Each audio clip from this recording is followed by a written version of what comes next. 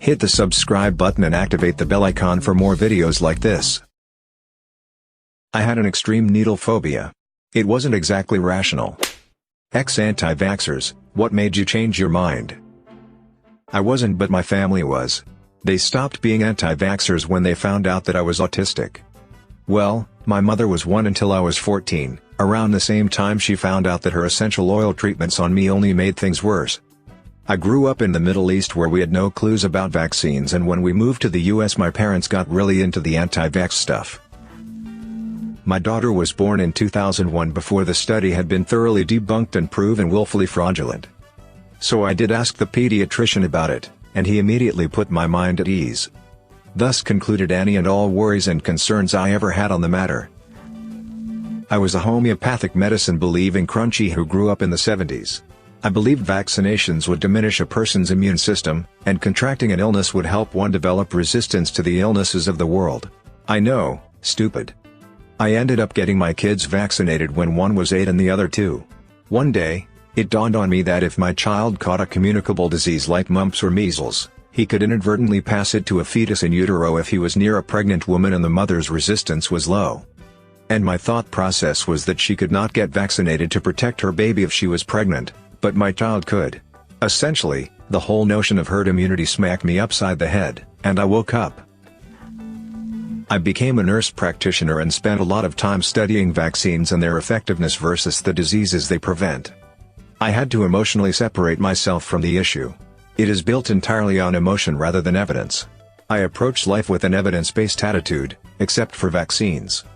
I used to be very religious, but realized once I removed emotion from the equation there was only facts that were not in the religious favor. Same with vaccines. I still had deep fear when I vaccinated my children. I still have knee-jerk fearful reactions of it. But I remind myself that my fear doesn't outweigh facts, and the facts were in favor of the vaccines. I think pro-vaccine people don't take the fear aspect into account. My daughter is completely vaccinated and on schedule, but the conversation has come up between parents and you can kind of tell when someone is listening because they are anti-vax or leaning that way, but is scared to say it. I, fully knowing vaccinations are great having never said otherwise, often have to stop people ranting about how stupid can you be, and say, I understand why it's scary, even you know that it won't cause autism. There's a list of side effects that is really daunting. Sure, you are used to taking Advil and it has a warning your limbs will fall off and turn your hair green, and you know it's just a percentage of a chance, so they must list it.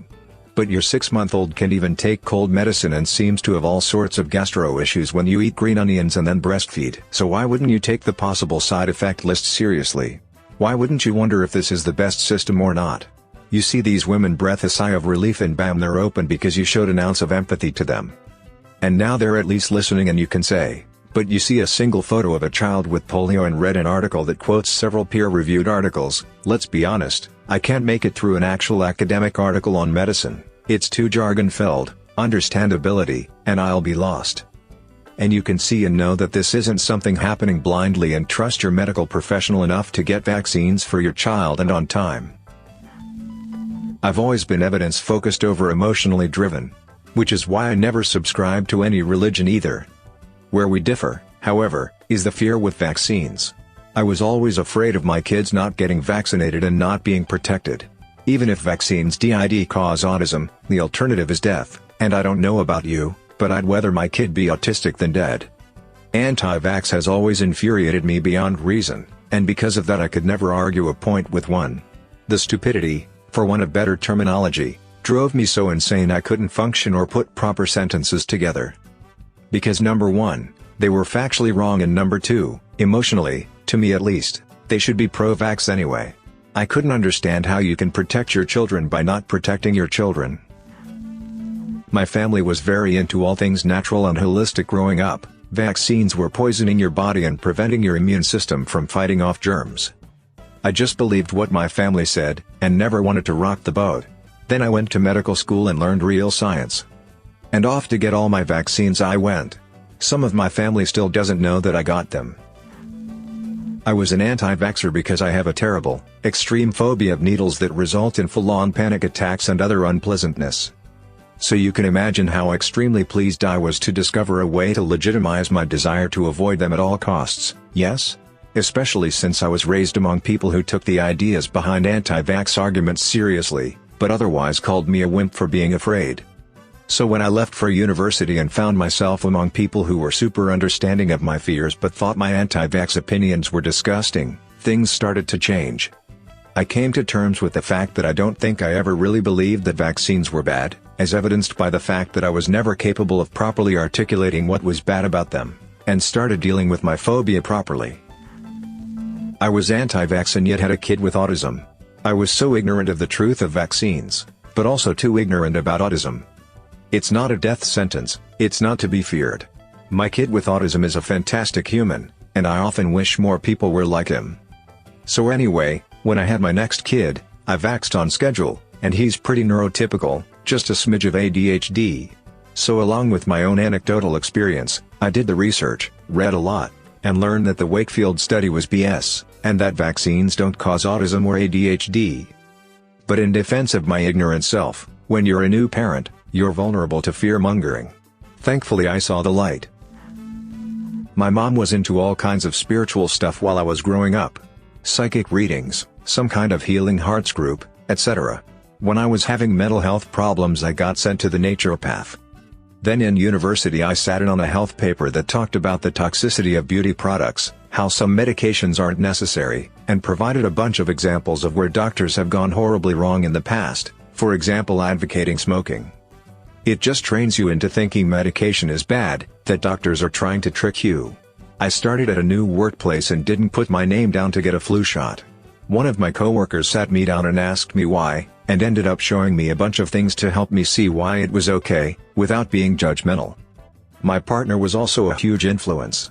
His sister had many health problems growing up and without doctors she just wouldn't be alive. So he helped me gain trust in doctors again. Now I keep a healthy balance. I'm still suspicious of the beauty industry but have faith in doctors again too. I'm on medication for my mental health which was a big step. And I am definitely not anti-vax. My brother's wife however is still anti-vax, and they have 3 kids. It's really hard to convince them. They don't let me see the kids much anymore. It amazes me actually, the kind of people who are anti-vax. My manager at work was incredibly intelligent but it was like she thought she was smarter than doctors and their decades of research. We ended up having an argument about me getting a flu shot and decided not to talk about vaccines ever again. Although every year when the flu shot came around, she'd tried. I come from a country where medical care is also very regulated, so we don't have opioid issues like some places do. I think one bad experience can make people distrust doctors. Go on Google, and find a natural answer to every problem. The spread of misinformation is so widespread these days, it's incredibly difficult to know what the right answer is. I was lucky enough to find people who helped me. I was leaning towards vaccines being kinda scary and having dodgy stuff in them. I was raised in Scientology and a lot of my family was, and still mostly is other than some of my siblings, pretty susceptible to conspiracy theories. I got away from this mindset by getting some serious mental problems and realizing that Scientology had nothing at all to deal with any real mental issues. I was very religious so this stuff, along with the mental issues and a few other things, completely destroyed my world at a fundamental level. I slowly rebuilt my philosophy of determining truth and determining right and wrong until I was at an okay level. Then I was helped even further when I started watching a streamer and YouTuber, who has had much more time to hammer out pretty much the system I was aiming for, by explaining burden of proof better than I knew it, and pointing out plenty of bad argument tactics and logical fallacies as well as common mistakes people make with interpreting statistics. Luckily my parents are okay with me not being a Scientologist and the church is too disorganized to even know I'm not a Scientologist anymore despite me now telling 2 of their staff that I'm not. I was never an anti-vaxxer. But I know the first time I heard about the autism link from Dr. Oz. I didn't really think of it, and I didn't really need boosters and had no one to get Vaccinate. I remember my first months on Reddit, I brought it up on a thread and I'm sure I got smacked down. But I was a skeptic in the making, and there were enough sources that I found quickly. It was easy to correct the wrong information. I realized that I was being manipulated due to my fears, and the fact I was very ill at the time and didn't know why. I was told that the government was killing me, among other anti-vax stuff, with fluoride and chemicals, and that I was going to have a terrible quality of life by helpful members of the anti-vax and alt health community. And when I said something that didn't fit the narrative I was verbally attacked for being a corporate shill. There are two parts to the entire community. One part is the people like me who are just scared and concerned due to the many different things we hear. Maybe we're inexperienced parents, maybe we're sick, etc. But we're hearing so many different things due to the age we live in, and we're generally scared/concerned/trying to do what's best. The other part is the predatory people who prey on the first group in order to accomplish some type of goal, whether that's a following, or money, or a sense of satisfaction. Not me, a work friend. Her sister had nearly died after receiving a vaccine for HPV. She was literally the only anti-vaxxer I knew that knew a genuine real case of a vaccine going wrong. The sister gets unwell again, shock horror, the doctor's verdict, she wouldn't be at death's door again if the people around her were vaccinated. She's got a very weak immune system, she's relying on all of you to protect yourselves to protect her. Magically my work friend becomes a huge advocate for vaccination. So like most of the stories, it took someone nearly dying to change her views. It wasn't something that happened in a moment all at once or had a single trigger. I was passionately anti-vax as a teenager in the 1990s. And then I became interested in and passionate about other things. I studied science and history and philosophy of science and loved it at uni, and then one day I realized that my feelings around vaccination had changed. I am now passionately pro-vaccination. I think the first, but not the biggest, thing was reading science blogs online and people who are not just pro-vax but anti-vax. As humans we can never know everything, or assess all of the available information. We're small chunks of meat full of bias. But realizing that educated and clever people had read all of the anti-vax arguments and dismissed them was reassuring as well as eye-opening. Because as an anti-vax teen I had been sure that we were the Galileos of the argument.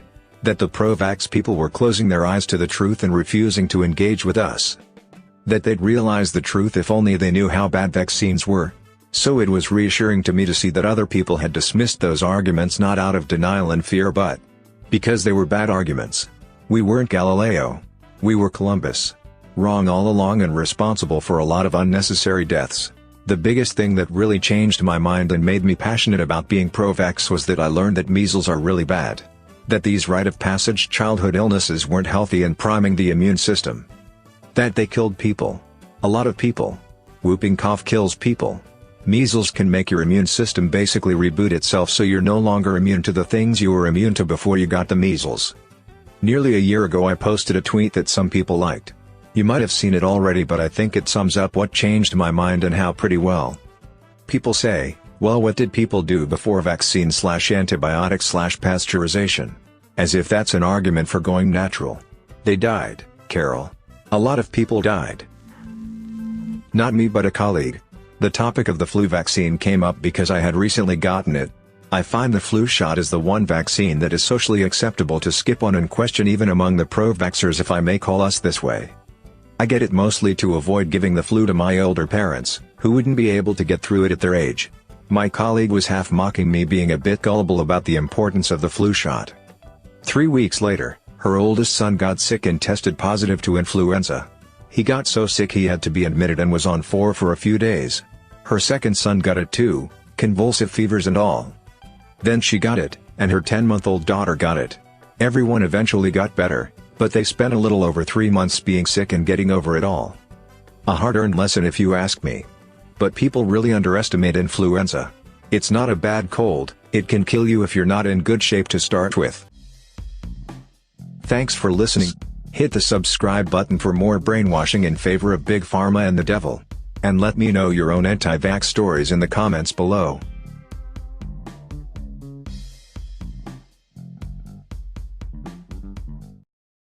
Hit the subscribe button and activate the bell icon for more videos like this.